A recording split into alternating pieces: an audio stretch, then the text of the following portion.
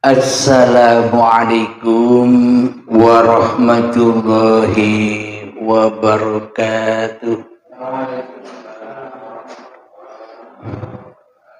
Bismillahirrahmanirrahim. Ashhadu an la ilaha illallah wa ashhadu anna Muhammadar Rasulullah. Allahumma salli ala sayyidina Muhammad wa ala ali sayyidina Muhammad.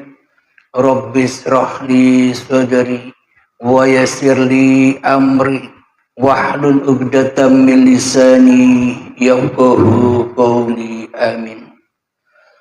Bismillahirrahmanirrahim. Salam hormatku buat para jamaah Uribi Allah dan para sahabat-sahabat yang ada di dalam maupun yang di luar negeri. Semoga kita tetap di dalam iman kepada Allah Subhanahu wa ta'ala. Amin ya rabbal alamin. Pada edisi kali ini kita melanjutkan kembali sifat wajibnya Allah, yakni sifat hayat. Alhamdulillahirabbil alamin. Kita sudah melewati bulan suci Ramadan, yakni bulan sucinya hati dari hal-hal selain Allah. Maka selayaknya lah kita menerima kemenangan di dalam Idul Fitri. Jadi kalau sudah menang, sudah tidak ada yang bisa ngobrak-abrik lagi. Alhamdulillahirabbil alamin. Ini juga ada hubungannya dengan hayat, hidup yang menghidupi manusia. Jadi sifat Allah hayat inilah tonggak puncak-puncaknya sifatnya Allah. Jadi wujud ya masih kalah jauh dengan hidup.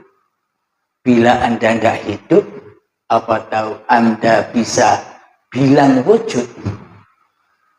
Jadi sebenarnya hakikatnya lebih dahulu mana antara hidup dan wujud. Bila kita tak hidup, apa kita bisa kenal dengan wujud-wujud ini? Berarti dahuluan yang mana antara wujud dengan hidup? Ayatnya sudah jelas di dalam surat Kursi. Allahu la ilaha illa huwal hayyul qayyum. Allah, tiada Tuhan yang berhak disembah. Dialah hidup yang menghidupi makhluknya. Hidup yang terus menerus. Dulu nenek moyang kita yang ngaku-ngaku hidup. Setelah nenek moyang kita sudah kembali rojiun kepada Allah, gantian kita yang hidup. Kemudian setelah ini anak cucu kita, cicit kita yang meneruskan kehidupan, yang meneruskan pagelaran ini. Kita ya pulang ke asalnya.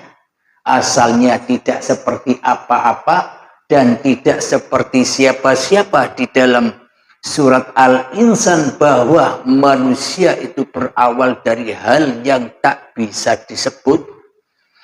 Kita sebelum terlahir ke dunia, apa kita bisa menyebut diri kita manusia? Jadi sebenarnya yang bisa menyebut bahwa diri kita adalah manusia, ya hidup itu, ya uripe Allah. Alhamdulillahirabbil alamin. Bila kita kaji di dalam sifat wajibnya Allah, sifat hayat ini nomor berapa? Wujud, kita baka mukhalafatu lil hawadisi qiyamuhu binafsihi wa daniya kudrah irada ilmu hayat. Yang nomor 10. Jadi puncak-puncak segala sesuatu itu ya hidup. Bila tak ada uripe Allah, apakah terwujud segala sesuatu? Kita bisa mengatakan wujud. Gunung itu wujud, hutan itu wujud, hayawan itu wujud, manusia itu wujud. Kalau tidak ada hidup, apa kita bisa mengucap segala sesuatu ini wujud? Berarti wujud sama hidup lebih dahulu mana? Nah, bisa diartikan sendiri ya. Jadi awal dan akhir ya uripe Allah dewi. Jadi manusia ini hanyalah diwujudkan, bukan wujud sendiri. Namun bagi manusia yang belum rela, yang belum merindu kembali bahwa wujud hidup dan badan ini masih teraku-aku sebagai hidup dan badannya manusia, maka selamanya Allah akan tiada baginya di hatinya. Allah akan goib bagi dirinya di hatinya. Bila sudah demikian, apakah itu yang dikatakan bertuhan? Apakah itu yang sudah dikatakan beragama? Sementara di dalam hati kita Tuhannya tiada, Tuhannya goib, Tuhannya tidak bisa apa-apa. Bila Tuhannya tidak bisa apa-apa, apakah layak disebut Tuhan? Sebenarnya yang mengaku-ngaku Tuhan adalah yang tidak bisa apa-apa ini, yang selama ini ngaku jadi Tuhan. Makhluk ngaku jadi sang kholik. Siapa? Ya iblis, setan yang terkutuk ini, yang berupa nama kita sendiri di dalam hati kita. Hayatullah, ma'ul hayat. Jadi jadilah Anda uripe Allah, jadilah Anda ma'ul hayat. Saya logikakan, saya ilustrasikan, di dalam lautan banyak bermacam-macam jenis-jenisnya ikan, jenis-jenisnya hayawan yang ada di laut. Dari jenis itu berbiliun-biliun jumlahnya. Sebagai air, sebagai yang menghidupi, tenang-tenang baik. Meskipun melihat ikan itu ada ikan yang buas, ada ikan yang sabar, ada yang saling memangsa, ada yang saling sikut-sikutan. Kalau airnya ya tenang, tapi bagi ikan-ikannya ya heboh. Maknanya bagaimana? Bila kita belum bertuhan di hati kita, ya heboh hati kita menghadapi huru-haranya dunia, menghadapi urusan-urusan dunia, heboh. Namun bila kita kembali ke ma'ul hayat, kembali ke hayatullah, sudah tenang-tenang baik menyaksikan pagelaran alam semesta ini. Wong sudah airnya yang berkuasa, apa heboh lagi? Wong yang menggelar ya tidak heboh, kelihatannya heboh, tapi tidak heboh untuk menilai segala sesuatunya. Maka dari itu, untuk menjadi air, untuk kembali ke uripe Allah, untuk kembali kepada hayatullah, memang sangat amatlah berat. Berat tuntutannya, berat ujiannya, berat pengorbanannya. Kenapa kok berat?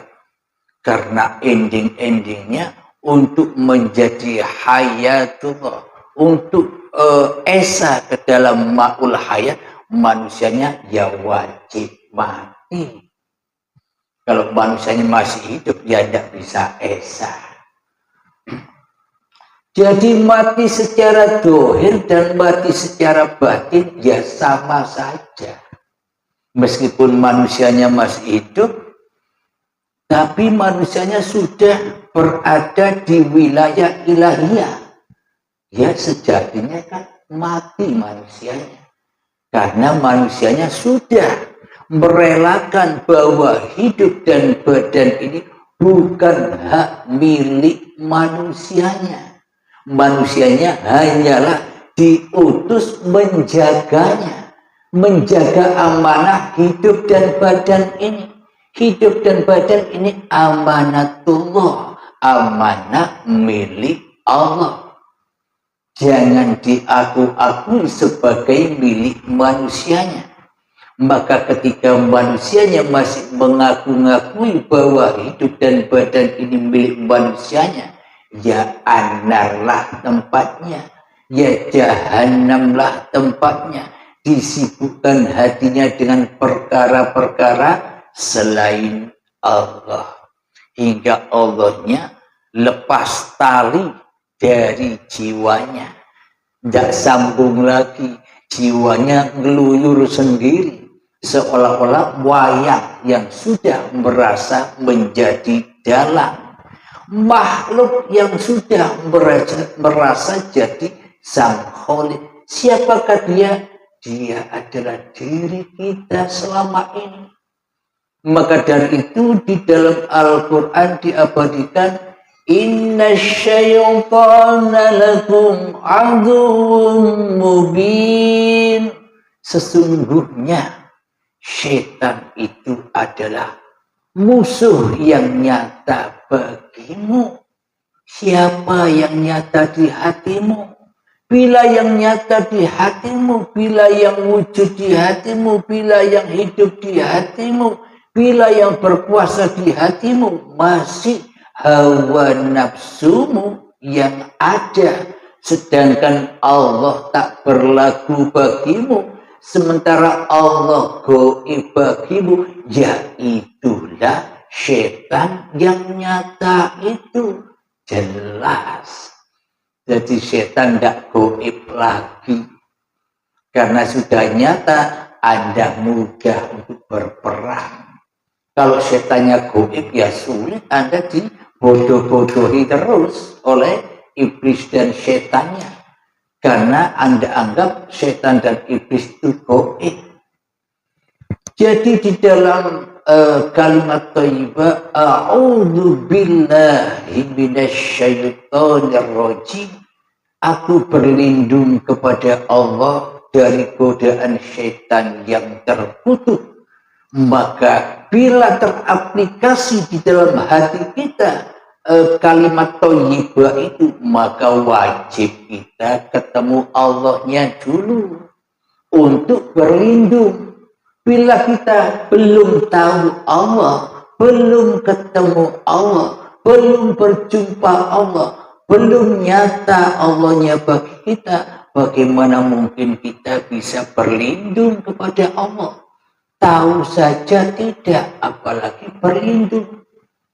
Kemudian dari setan yang terkutuk, ya kita wajib nyatakan setannya dulu, yang mana setannya. Kalau setannya gaib, yang mana mungkin kita bisa berlindung, sama-sama tidak tahunya. Allahnya tidak tahu, setannya tidak tahu. Akhirnya membuat kerajaan sendiri. Ya hawa nafsu inilah yang selama ini telah memisahkan, membuat negara sendiri. Ibarat Indonesia dulu timur-timur membuat negara sendiri. Ya seperti itulah hawa nafsu. Tadinya Ahad, Esa buat negara sendiri. Ya akhirnya ya bingung sendiri. Alhamdulillahirabbil alamin. Hayatullah, uripe Allah. Jadi tujuan kami menamai channel YouTube kami dengan uripe Allah, agar semata-mata supaya terutama saya sendiri dan para jamaah supaya menyadari siapa sih urip itu. Siapa sih hidup itu? Dialah Allah yang dicari-cari, Tuhan yang dicari-cari oleh seluruh manusia mencari itu, mencari Tuhannya. Jadi bila manusia sadar Tuhan itu siapa sebenarnya? Tuhan itu sebenarnya adalah Tuhan yang telah menciptakan dirimu, Tuhan yang telah mengadakan dirimu, Tuhan yang telah mewujudkan dirimu. Itulah Tuhan. Itulah Tuhan seluruh manusia yang dicari-cari oleh seluruh manusia. Berhubung manusianya di dalam hatinya masih jadi Tuhan, yang mana mungkin bisa ketemu Tuhan yang menghidupinya, Tuhan yang menciptakannya, karena di dalam hatinya sudah mengaku-ngaku sebagai Tuhan sendiri bagi dirinya. Secara tidak disadari, siapapun mereka, apapun agamanya, bila tak mengenal Tuhan yang menciptakan diri kita, maka sesatlah imannya. Imannya hanyalah untuk pemuas hawa nafsunya sendiri. Agama hanya untuk bangga-banggaan. Agama hanyalah untuk pedoman saja. Akan tetapi tidak teraplikasi agama yang diikutinya, tidak didalami. Karena semua agama pasti mengandung kebajikan di dalamnya, mengenal Tuhannya. Sudah diterangkan di seluruh kitab suci bahwa hidupilah Allah. Akan tetapi meskipun kita selama ini beragama Islam, tidak tahu Islamnya. Pokoknya ikut-ikut baik, sholat ikut sholat, ibadah ikut ibadah, meskipun jiwanya tersesat, ya yang penting dipandang orang aku ibadah, orang mulia di sisi manusia, karena Tuhannya selama ini bukan Allah tapi manusia. Kenapa Tuhannya manusia? Karena di dalam dirinya saja Tuhannya manusia yang mencari kehormatan dan kebanggaan dari manusia yang lain.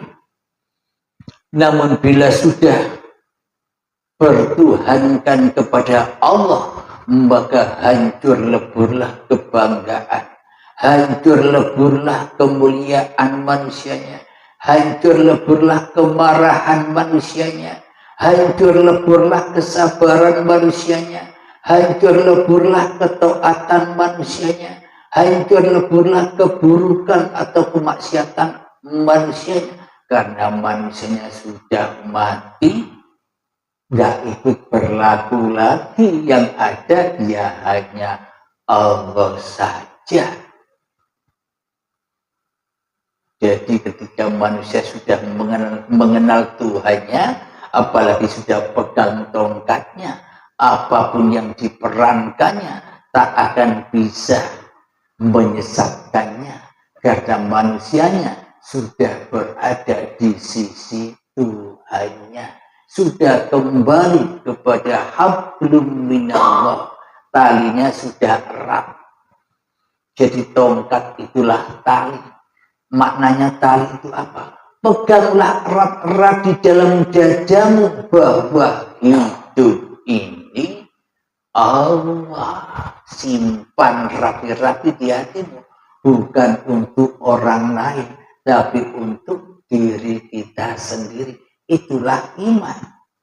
Bila Allah sudah nyata, bila Allah sudah wujud, bila Allah sudah kuasa di dalam hati kita, ya itulah bertuhan. Bagaimana mungkin kita dikatakan Tuhan, bertuhan, tapi Tuhannya goib, ora ono. Ya kan berarti kan masih ateis, belum bertuhan. Tuhannya hanya kulit-kulit saja untuk menutupi, untuk melestarikan raja yang ada di dalamnya. Biar tidak kelihatan orang kalau aku masih ateis. Alhamdulillahirabbil alamin. Semoga paparan demi paparan di dalam uripi Allah ini semoga bisa menggoda hati kita yang selama ini tidur nyenyak, dinina bobokkan oleh iblis dan setan, dibodohi oleh iblis dan setan, diperbudak oleh iblis dan setan, termasuk saya juga. Semoga kita dilindungi oleh Allah Subhanahu wa Ta'ala. Amin ya Rabbal Alamin. Alhamdulillahirabbil alamin. Dengan hiduplah manusia bisa bersyariat. Dengan hiduplah manusia bisa bertoreko. Dengan hiduplah manusia bisa berhakikat. Dengan hiduplah manusia bisa bermakrifat billah. Akan tetapi bila hidup ini masih hidup manusianya yang merasa manusianya yang berlaku di dalam syariat, manusianya yang masih merasa berlaku di dalam toreko, manusianya yang masih merasa berlaku di dalam hakikat dan makrifat, ini masih kemanusiaan. Jadi belum lepas makrifatnya. Karena manusianya tidak tahu dirinya. Bagaimana mau lepas? Jadi awaluddin ma'rifatullah itu harus disusul dengan man arafa nafsahu. Siapa dirimu itu? Kalau kau sudah tahu siapa dirimu, bahwa dirimu hanyalah makhluk yang tidak bisa apa-apa, maka kau akan sadar siapa yang memerankanmu selama ini. Itulah waqad arafa rabbahu. Bila manusianya tidak mau sadar diri, lalu sampai kapan Allah bisa menguasai hatimu? Bila dirimu masih menjadi raja di dalam syariatmu, bila dirimu masih menjadi raja di dalam laku torekohmu, bila manusia masih menjadi raja di dalam laku hakikat dan ma'rifatmu, kapan kau kenal Tuhanmu yang berkuasa atas syariat, torekoh, hakikat dan ma'rifat? Jadi hiduplah dulur papat lima pancer syariat, torekoh, hakikat, ma'rifat. Tanpa pancarnya uripe Allah ya tidak berlaku syariat atau hakikat, ma'rifat manusianya tidak berlaku. Bila masih manusianya yang ada di hatinya yang menjadi Tuhan, hancurlah semuanya.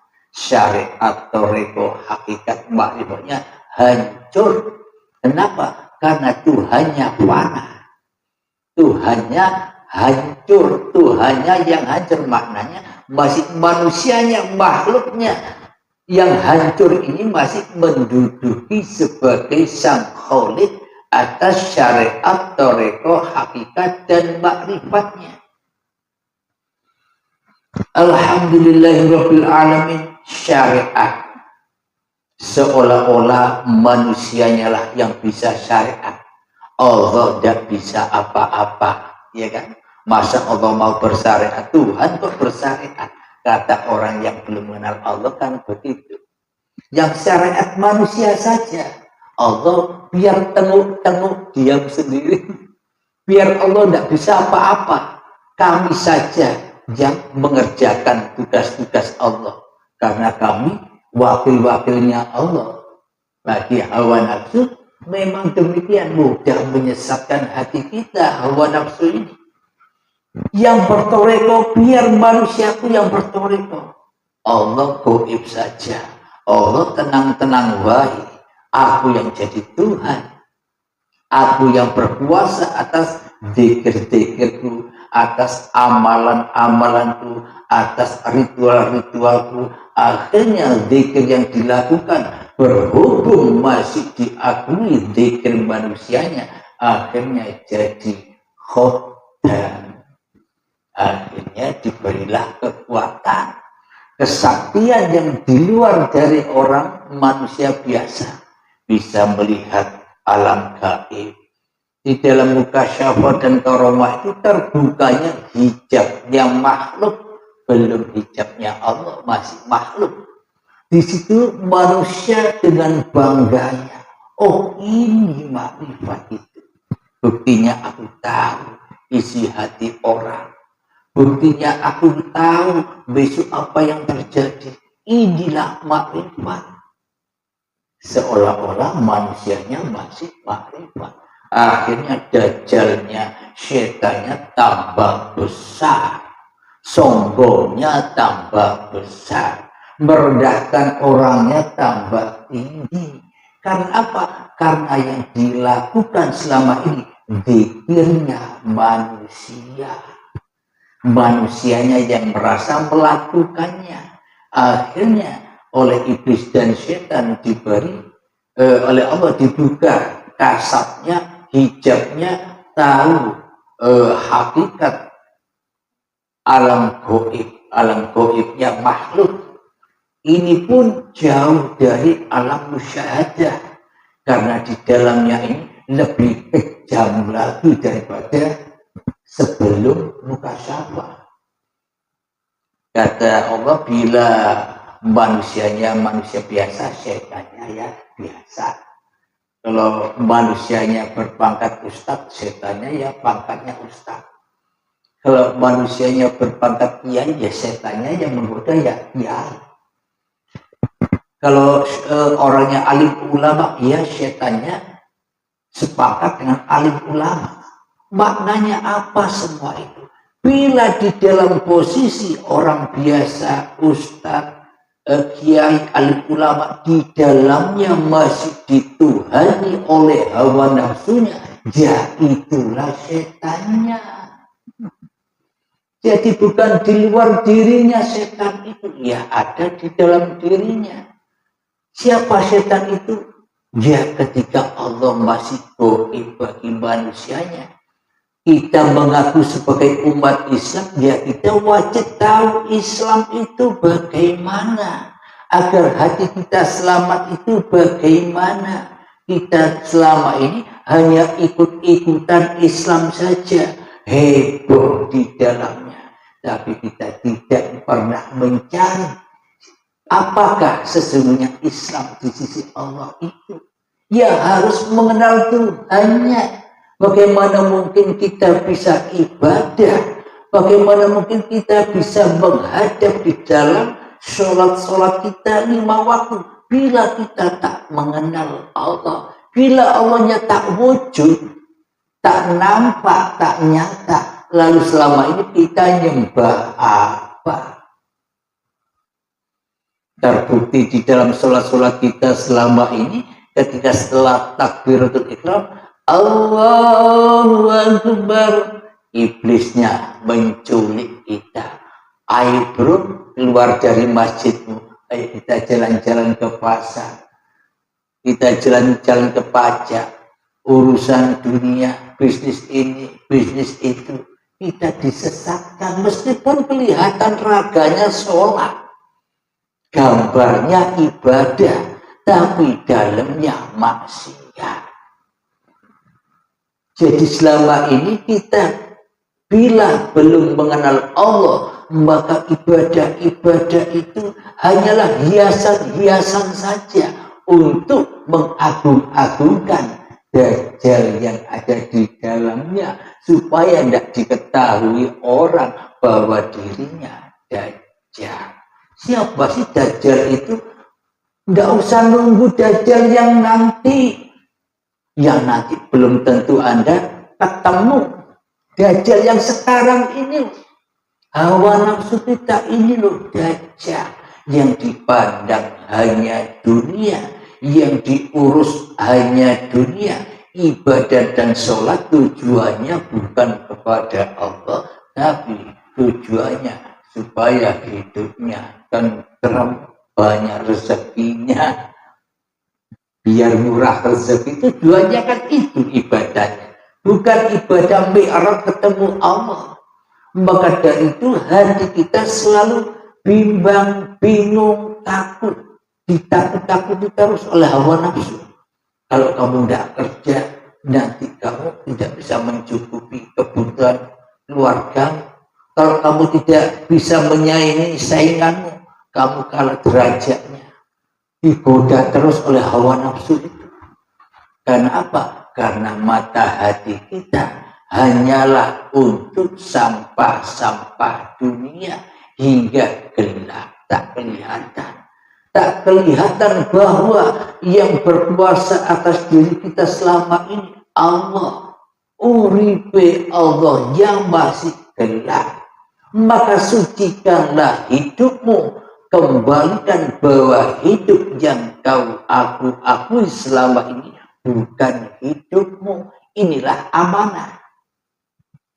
Jadi para nabi dan rasul itu imannya seperti itu. Kalau kita tidak beriman seperti nabi dan rasul, lalu iman kita kan seperti imannya Fir'aun selama ini. Yang ada hanya diriku. Akulah Tuhan, kata Fir'aun. Aku bisa mematikan, bisa menghidupkan. Dua orang ditaruh di depannya, yang satunya dimatikan, yang satunya tidak dimatikan. Nah, itulah Fir'aun. Alhamdulillahirabbil alamin, ternyata apa yang diceritakan semua yang ada di Al-Qur'an, hadis dan semua alam semesta ini itu adalah cermin hati kita. Kenapa? Soalnya imam dari semua itu ya diri kita.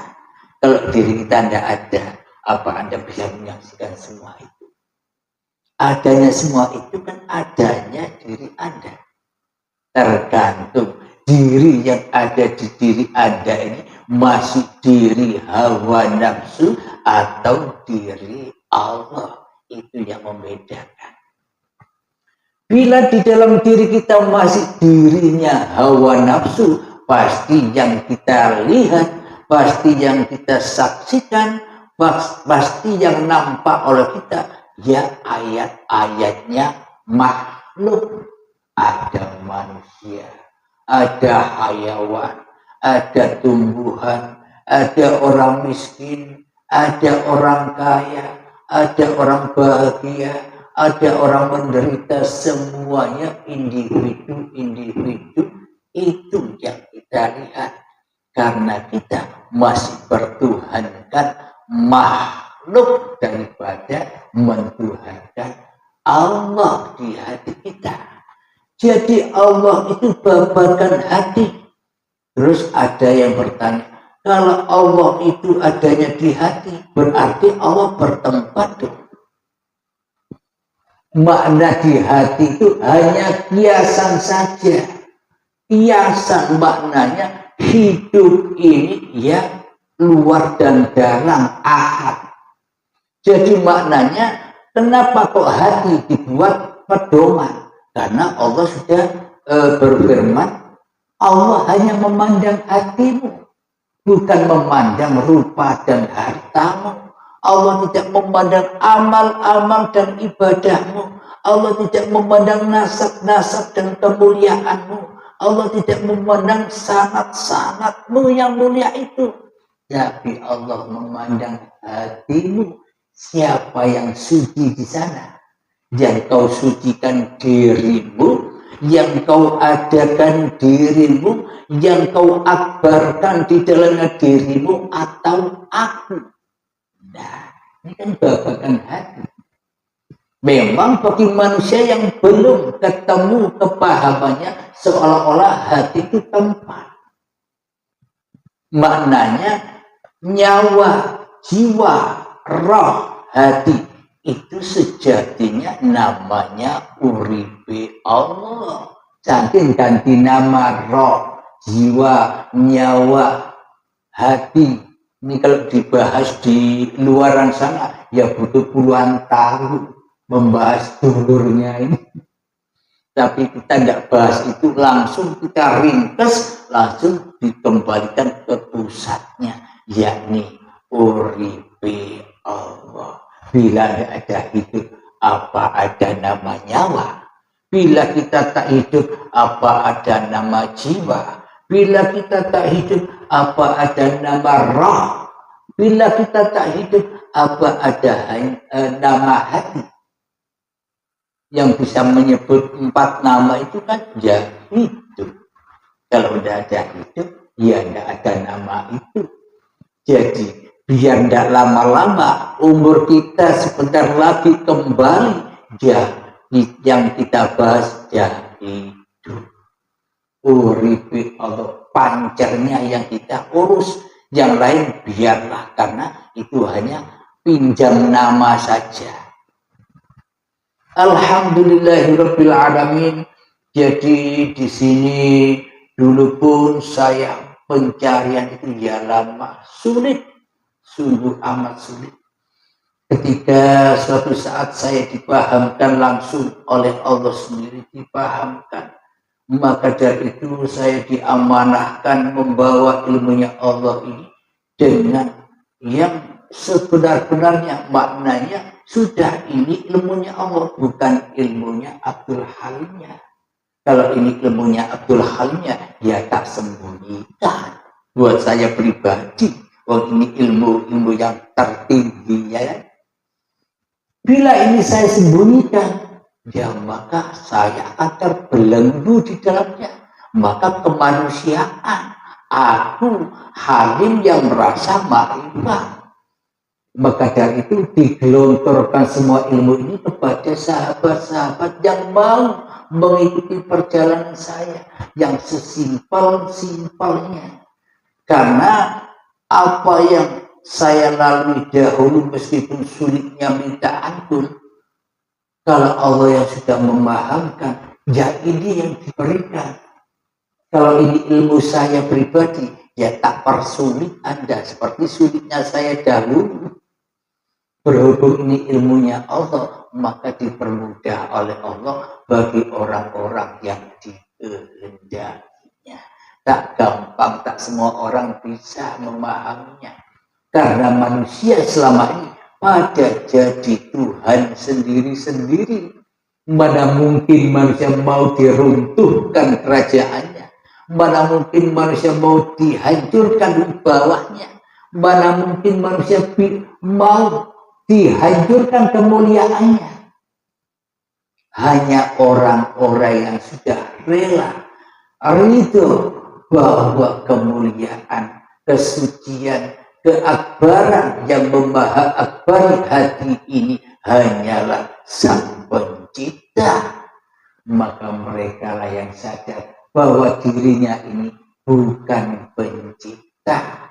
Abdul Halim dan kita semua ini hanyalah makhluk yang harus tunduk patuh apapun perannya. Peran apapun, baik kita diperankan jadi orang kaya, jadi orang miskin, jadi orang sedang-sedang saja, kita wajib bersyukur di dalamnya. Karena apapun perannya, itulah yang terafdol, yang terbaik dari Tuhan yang telah memerankan kita. Jadi kita harus rela dan itu apapun peran itu. Itulah yang dinamakan Al-Ghani, kaya raya. Meski tak punya uang, tapi hatinya kaya raya. Apa buktinya kaya raya? Sudah tidak ingin apa-apa lagi di hatinya. Karena manusianya sudah dicukupi oleh Allah. Tak perlu minta-minta lagi. Karena sudah tahu Allah Maha Memberi. Sejak dari tanah sampai jadi bayi, apa kita minta-minta dulu? Ya Allah, sampaikanlah aku dari tanah ini sampai jadi bayi, ya Allah. Jagalah aku, ya Allah. Kasih sayangi aku, ya Allah. Peliharalah aku, ya Allah. Apa kita bisa begitu dulu? Tapi nyatanya Allah tetap menjaga kita. Sampai kapanpun. Sejak dari tanah sampai menjadi tanah lagi. Tak lepas dari uripe Allah. Tak lepas dari kemaha akbaran Allah. Tak lepas dari kemahasucian Allah. Alhamdulillahirabbil alamin.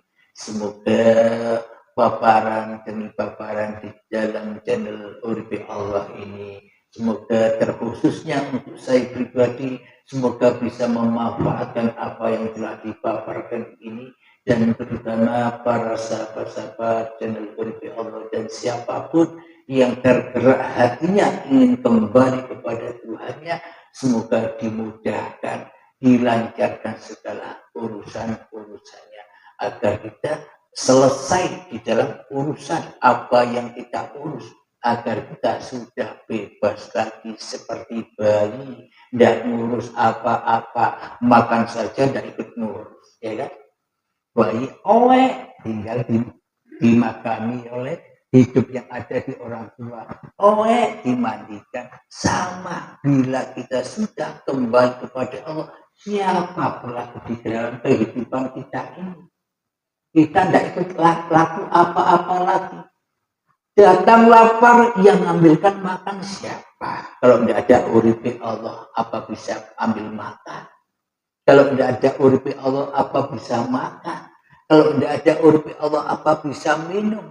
Kalau tidak ada uripi Allah, apa bisa kerja?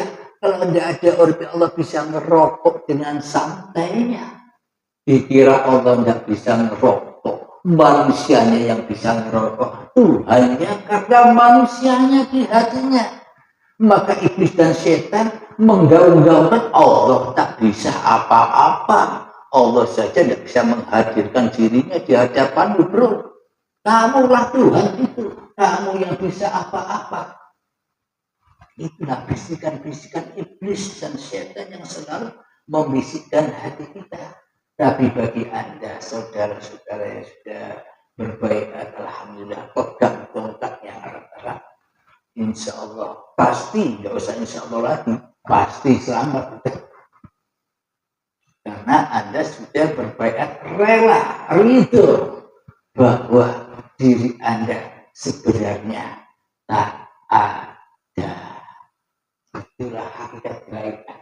Meskipun kita baikat dimanapun, berapa kali pun, bila manusianya masih ada, ya belum baikat itu namanya. Masih baiat secara kulit, secara syariat. Hakikat baiat itu sudah tak hadirnya dirimu lagi di hatimu. Itulah makna baiat. Apa sih baiat? Mati itu baiat. Jadi orang-orang yang sudah meninggal dunia itu sudah dibaiat langsung oleh Allah. Ya beda prosesnya. Ketika di dalam dunia masih senang menjadi Tuhan, ya prosesnya berat. Jadi seperti kambing dikuliti, secara hidup-hidup masih 1000 kalinya untuk melepas kesucian itu, untuk melepas amanah yang selama ini kita akui sebagai milik kita. Alhamdulillah, Anda saudaraku yang hadir di sini sudah merelakan, merentuhkan bahwa sebenarnya Anda hanyalah utusan Allah, bukan sebagai pengutus. Alhamdulillah, Anda sudah sadar bahwa Anda hanya makhluk, bukan sebagai sang khalik. Di hati Anda sudah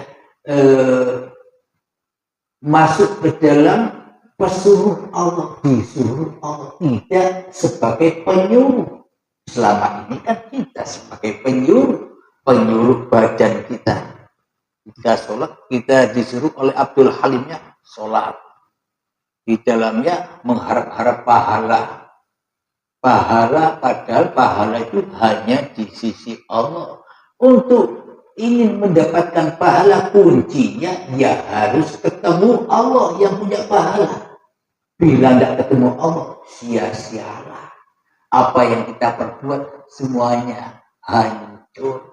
Dibuat mayoran oleh hawa nafsunya sendiri, iblis dan setannya, yang dipersembahkan kepada Allah. Malah sholatnya buat pemuas hawa nafsunya, agar dikatakan orang alim, agar dikatakan orang yang derajatnya tinggi di sisi agamanya, di sisi orang lain.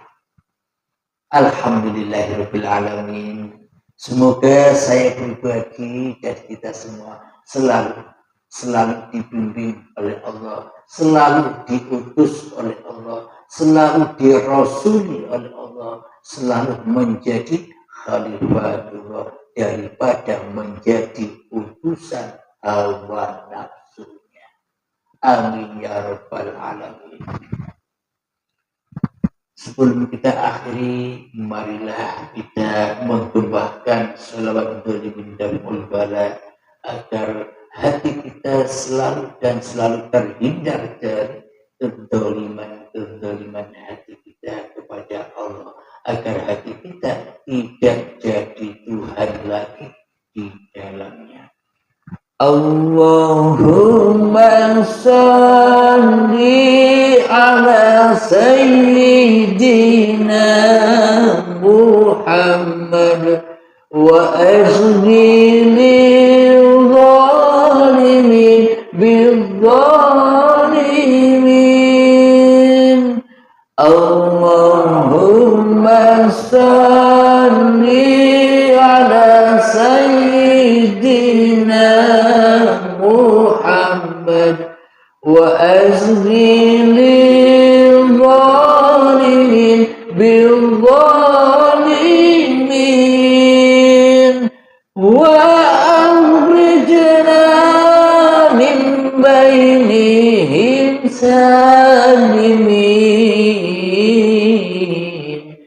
wa ala alihi wa sahbihi ajma'in. Alhamdulillahirabbil alamin. Allahumma salli ala sayyidina Muhammad wa ala ali sayyidina Muhammad. Allahumma ya qadiyal hajat, Allahumma ya mujibad da'wat, Allahumma ya rafi'ad darajat, Allahumma ya muhillal muskilat, Allahumma ya syafiyal amrad, Allahumma ya kafiyal muhimmat, Allahumma ya dafi'al baliyat. Allahumma khtim lana bil iman, Allahumma khtim lana bil islam. Rabbana ighfir lana wa liwalidina warhamhuma kama rabbayana shighara. Rabbana atina fid dunya hasanah wa fil akhirati hasanah wa qina adzabannar. Wa sallallahu ala sayyidina Muhammad wa ala alihi wa sahbihi wa sallam. Walhamdulillahi rabbil alamin. Akhir kalam. Assalamualaikum warahmatullahi wabarakatuh.